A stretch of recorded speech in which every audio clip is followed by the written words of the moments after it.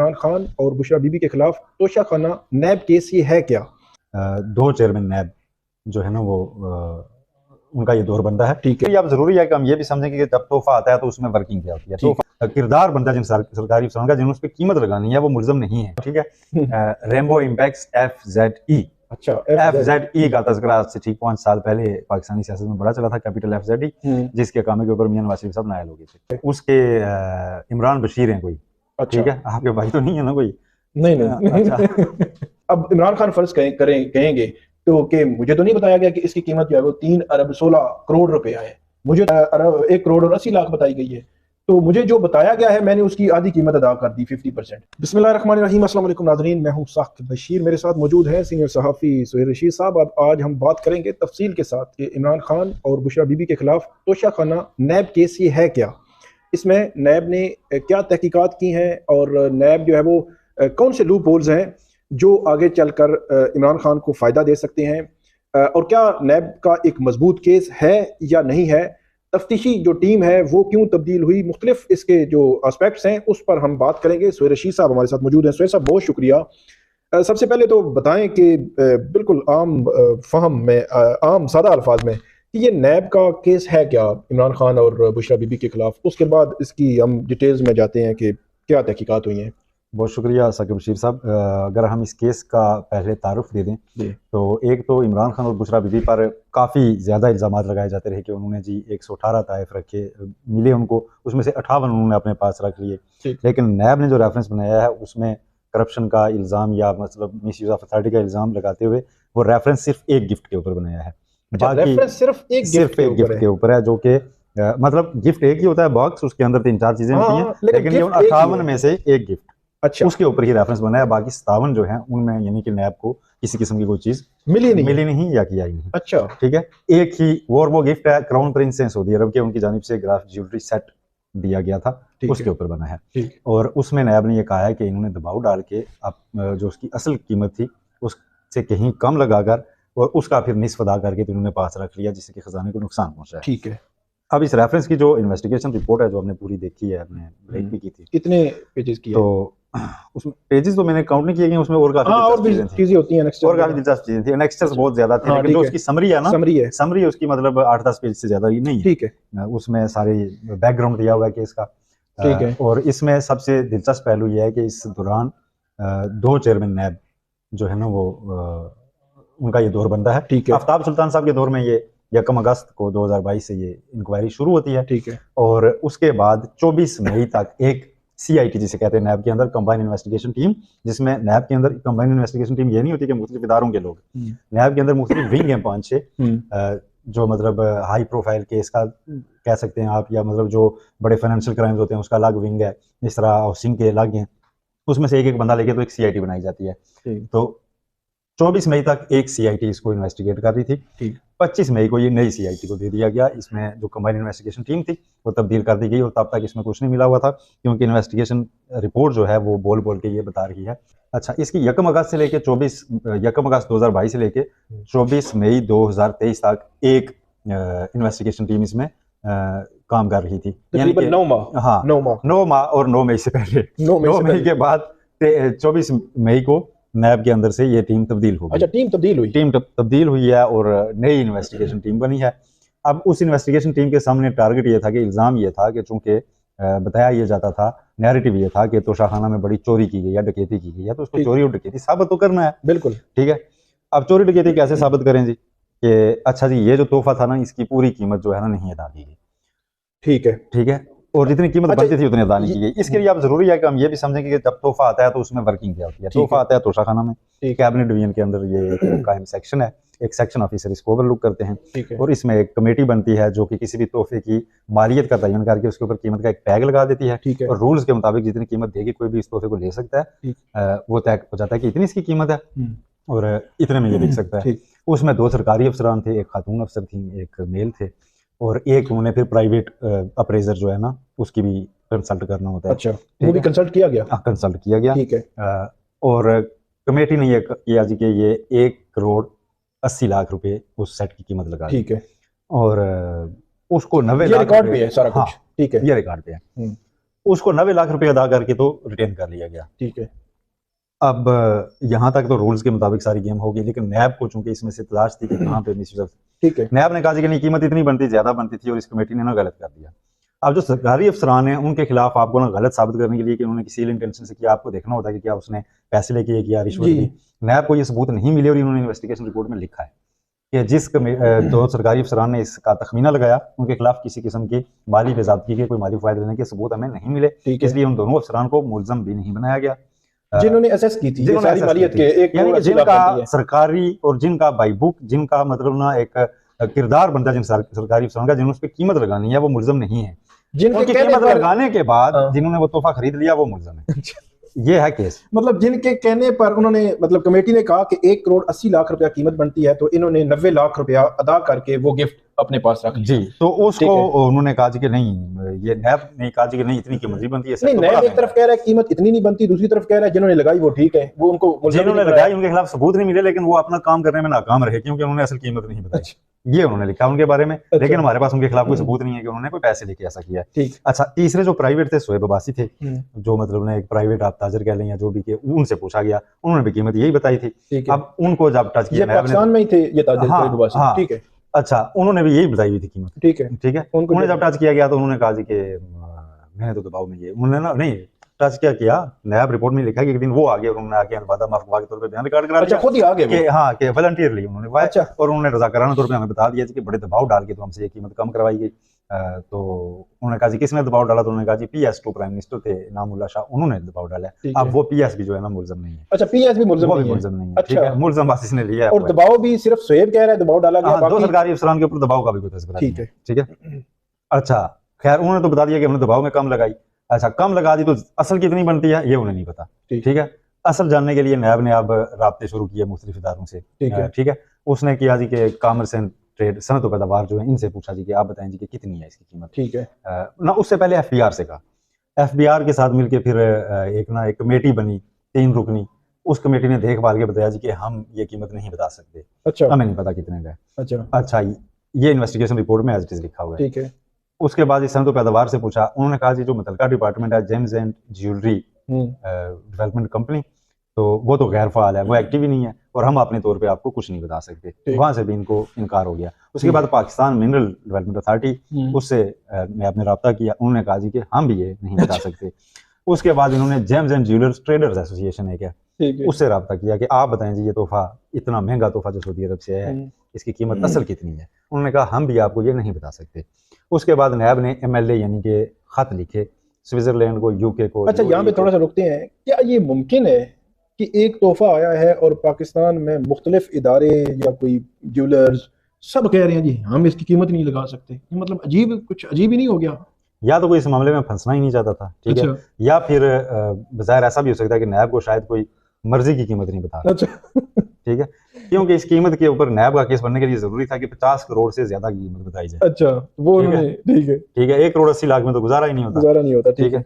तो अब Saudi crown Prince का तोहफा है बेसिकली, तो वो तोहफा उसने मार्केट से तो खरीद के नहीं दिया हुआ कि वही ब्रांड, ये जैकेट मैंने लिया है एक जगह से, तो आप मार्केट से जाके पूछ लेंगे कि ये फलां ब्रांड का जैकेट है तो कितने का है, तो आपको मार्केट से पता चलता है। ठीक हो गया। एक चीज फर्ज किया, एक बादशाह उसने बनवाई है अपने लिए, ठीक, उसने आपको गिफ्ट दे दी, तो उसकी बेसिकली कीमत तो नहीं है, ठीक है, वो एक इखलाकी पहलू उसका हो जाता है, उसकी कीमत नहीं है। वो आप उसको या तो म्यूजियम में रख देंगे, या अगर आप उसको सेल करके उसकी कीमत यूज कर रहे हैं तो फिर आप बाय रूल्स उसको कर सकते हैं, कोई भी कीमत आप उसकी लगा सकते हैं। और 1,80,00,000 अब हमें कम लग रही है, लेकिन मेरा ख्याल है ज्वेलरी कोई इतनी ही होगी, 1,80,00,000 बड़ी कीमत है। फिर मुझे तो ये भी है कि मतलब कोई नूर का टुकड़ा तो मेरा ख्याल नहीं था, वो 90 लाख रुपया अदा भी किया, ये भी एक बड़ी बात है। कोई नूर का टुकड़ा तो बहरहाल वो मेरा ख्याल है नहीं था, महंगा ही रहा, वही होता है, ठीक है। लेकिन बहरहाल जी हम मान लेते हैं कि कीमत उसकी कम थी, नैब को पूरे मुल्क से ये नहीं पता चला, ठीक, तो बात यहीं पे खत्म हो जाती है कि जब एक तोशाखाना सेक्शन में एक तोहफा आया जिसका मुल्क में कोई वैल्यू लगाने वाला ही नहीं है, ठीक है, या नैब जितनी चाह रहा है उतनी लगाने वाला नहीं है, तो उस वक्त मतलब उस वक्त ये प्राइम मिनिस्टर या कुछ वो बाहर से जाके कैसे उसकी कीमतें लगवाते या क्या करते, अगरचे उनको मैं पूरी तरह एग्जामिनेट नहीं करता, इतना मतलब महंगा तोहफा था, अगर किसी दोस्त मुल्क का था तो क्या जरूरत थी लेने की, आप उसको मतलब एक रख देते उसको, बिल्कुल कौमी खजाने के में ज्यादा बेहतर था। लेकिन हम कानूनी केस डिस्कस कर रहे हैं, मोरालिटी में बहुत कुछ आता है कि नैब का उसमें क्या मौकफ है। अब पूरे मुल्क से नहीं मिला तो उसके बाद उन्होंने कहा हम बाहर से इसका तयन करते हैं। इन्होंने खत लिखे स्विट्जरलैंड को, UAE को, UK को, वो हमें खत का जवाब नहीं दिया करते और उन्होंने नहीं दिया। अच्छा, ठीक है।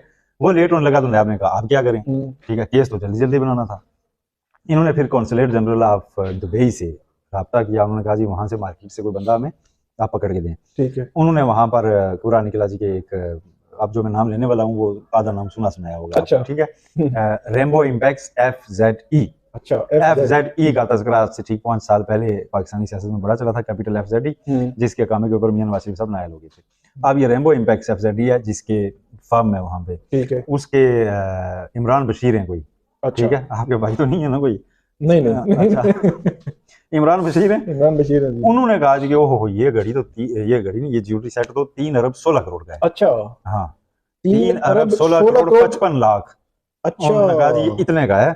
मतलब ये है कि उन्होंने 3 अरब तकरीबन 14 करोड़ कम कीमत लगाई है, वो ये कहना चाह रहे हैं। हाँ जी, और इस कीमत पे तो नैब भी फौरी मान गया कि हाँ ये इतने का है तोहफा। असल में तोहफा इतने का है, असल में तोहफा इतने का है।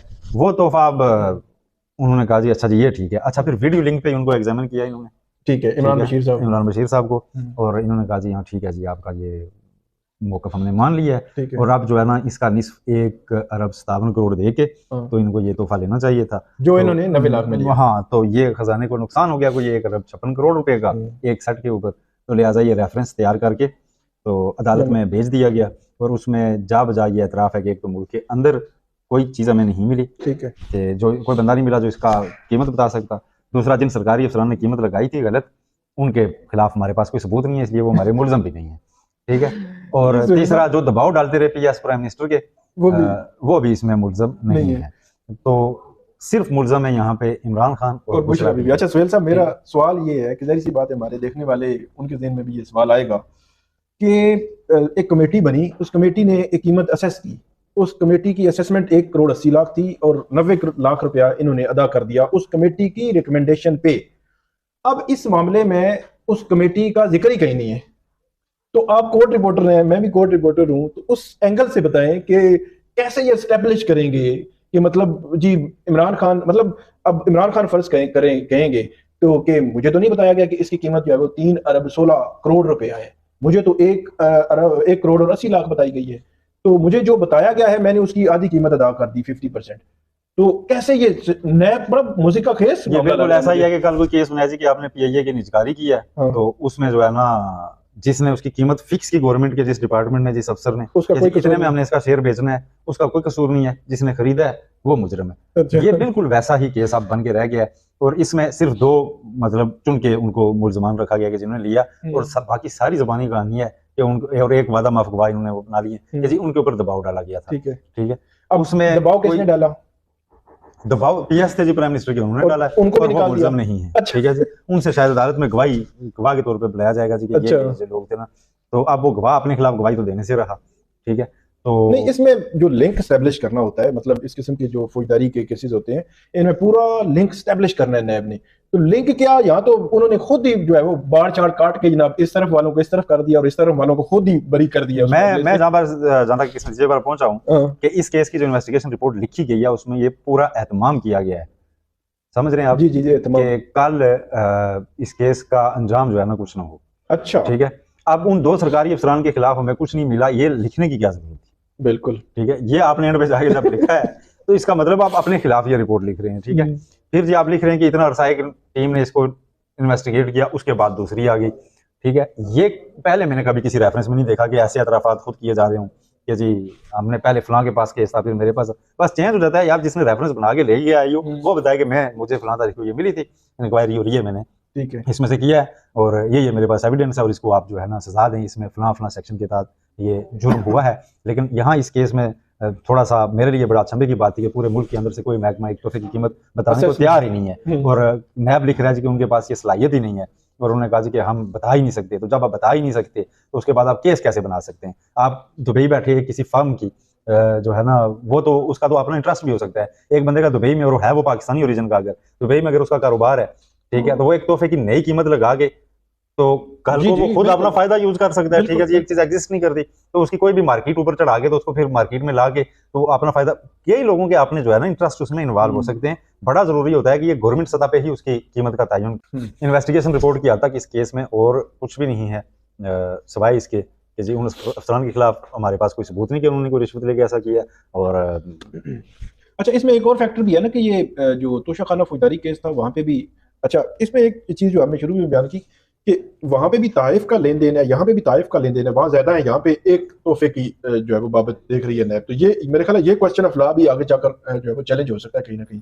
नैब का अपना दायरा इख्तियार असल में अब बड़ा जो है ना वो सारे हिसाब जहन में रख के देख रहा उन्होंने केस बनाया। अच्छा। शायद कि कल सारी अमेंडमेंट्स रिस्टोर हो जाती हैं जी। तो 50 करोड़ वाला बेंचमार्क भी कवर हो जाए। ठीक है। ठीक है, उससे छोटे वाले पे भी हम ना जाएं। और तोशाखाना के अंदर अगर आप रूल्स, अगर कोई बंदा, जब से ये पाकिस्तानी सियासत में चल रहा है ना मामला, अगर तोशाखाना के रूल्स कोई भी बंदा खोल के पढ़े, थोड़ी देर में पढ़े जा सकते हैं और उसमें बड़ा क्लियर हो जाता है कि कई तोहफे ऐसे होते हैं जो कि आपने तोशाखाना में रखे भी नहीं जाते, जैसे मतलब ईटेबल्स हैं या छोटी छोटी चीजें हैं। ठीक है। फिर कई ऐसी चीजें होती हैं जो मतलब ना आपको एक ही टूर पे मिली हैं तो वो वन गिफ्ट काउंट होती है। ठीक है। ठीक है, उन सारों की इकट्ठी कीमत लगती है। और फिर एक बेंच मार्क उसमें ये भी होता है कि जो इतनी कीमत से कम वाला तोहफा है वो आपने मुफ्त ले जाना है। ठीक है। जो हमेशा जुर्म बताया जाता है ना वो ये होता है कि आपने इसको मुफ्त रिटेन कर सकते हैं, जैसे कोई छोटी मोटी चीज है। ठीक है, तो उसकी इजाजत सारी रूल्स में खुद दे रखी हुई है। और इमरान खान के दौर में थोड़ा सा कीमत ऊपर भी की गई थी कि पहले अगर कम पैसे जमा होते थे हाँ तो उसको 50 तक वो ले गए थे कि अब कम अज कम इस कीमत अदा करके तो उसको रखे। अच्छा सुहेल साहब, आखिरी सवाल, आपने पूरा नैब की जो तहकीकात है उसका अहाता किया और हम इस नतीजे पर पहुंचे हैं कि ये एक बहुत ही कमजोर तरीन केस बनाया है नैब ने और इसका दिफा करना आसान नहीं होगा।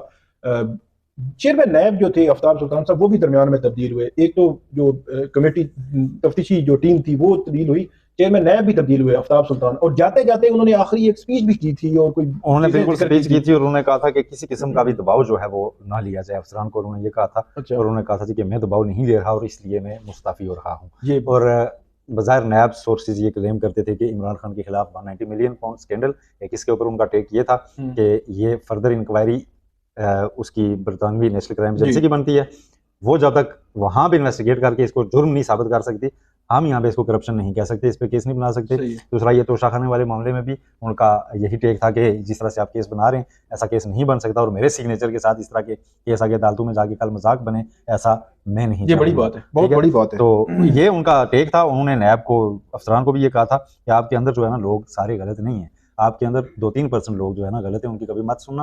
आपके अंदर 97% यंग बड़े फेयर हैं, अफसरान है जो बड़ा, और हकीकत है वो बड़ी, मतलब वो काम करना चाहते हैं। अब पिछले 7-8 सालों में नैब की इन्वेस्टिगेशन रिपोर्ट्स ऐसे ऐसे क्राइम केसेस पे आई हैं, वाइट कॉलर क्राइम पे, कि आप पढ़ के ना शश करें कि मतलब कितनी, मतलब अर्क रेजी से उनको लिखा गया, कितनी खूबसूरती से उसको ताने बाने मिलाए गए, रिकवरियां भी हुई, कितने सारे केसेस फेक अकाउंट स्कैंडल में हमने देखे हैं, बड़ी बाज दफा अच्छे उससे केसेस बनाए गए।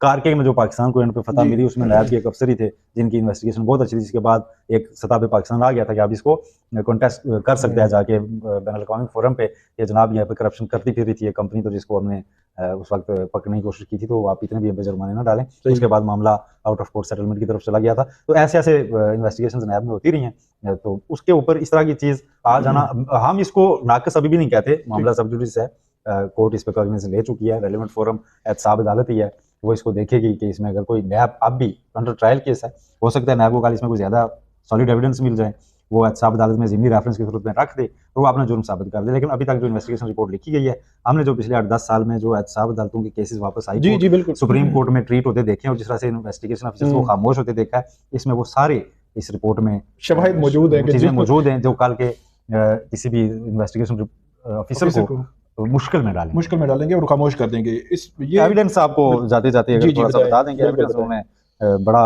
लव किया हुआ है, ठीक है जी, उसमें इंक्वायरी ऑथराइजेशन लेटर है, ठीक है, कि फला दिन ये हुआ, ठीक है, उसके बाद सीजर मेमो आ जाते हैं, कैबिनेट डिवीजन से रिकॉर्ड जो लिया वो है, तोशाखाना सेक्शन से जो लिया वो है, विटनेस की जो स्टेटमेंट्स हैं जो इन्होंने बुला के तो लोगों को पूछा है, ठीक है, उनका इन्होंने दिया हुआ है कि फला पेज के ऊपर है, ठीक है जी।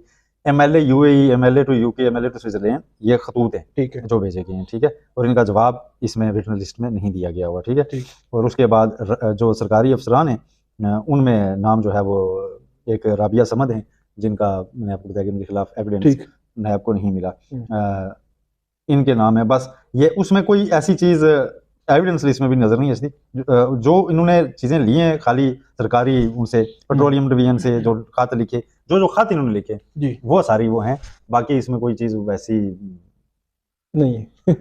बहुत शुक्रिया सुहेल रशीद साहब ने तोशा खाना नैब का जो केस है, इस पूरे का पूरा जो है पोस्टमार्टम किया है, पूरी एक्सक्लूसिव जो खबर है वो भी समन न्यूज़ पर ब्रेक की थी सुहेल रशीद साहब ने, और बताया है कि ये केस है क्या, और इस केस में क्या-क्या नैब कहाँ-कहाँ नैब ने क्या खेला है और क्या इसको डिफेंड भी किया जा सकेगा या नहीं किया जा सकेगा। बहुत शुक्रिया सुहेल साहब।